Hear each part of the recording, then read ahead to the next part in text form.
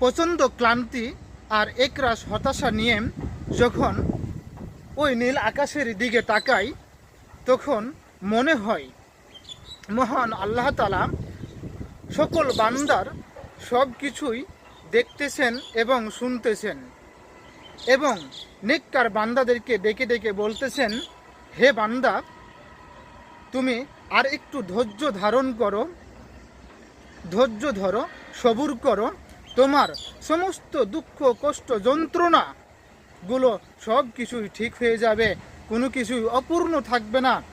তুমি একটু সবুর করো, একটু ধৈর্য ধারণ করো এবং আমার সকল বিধিবিধান মেনে চলো এবং কোরআন মোতাবেক জীবনটাকে পরিচালনা করো, দেখবে তোমার সব কিছুই পূর্ণ হয়ে যাবে, কোনো কিছুই তোমার অভাব থাকবে না।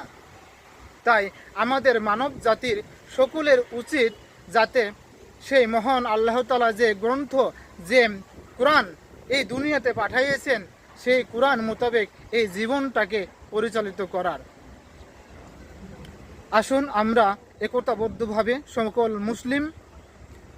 মুসলমান একতাবদ্ধভাবে কাজ করি এবং অন্যায়ের বিরুদ্ধে রুখে দাঁড়াই এবং সমস্ত দুঃখ কষ্ট ভুলে গিয়ে একসাথে এক মঞ্চে আমরা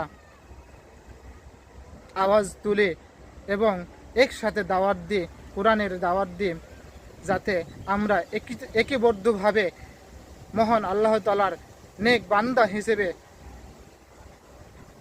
বান্দা হিসেবে আমরা আল্লাহ তাআলার প্রিয় বান্দা হিসেবে কবুল করেন আমাদেরকে।